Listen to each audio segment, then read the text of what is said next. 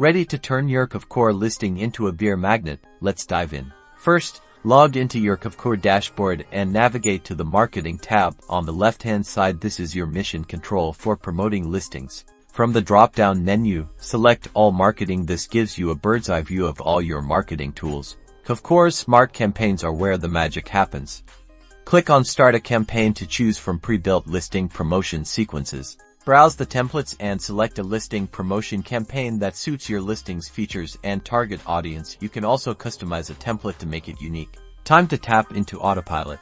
Click on Marketing Autopilot to automate listing alerts and engage leads with new property updates. Head to the Scheduled Mass Email tool and craft a stunning email showcasing your listing's best features with captivating visuals. Don't forget social media.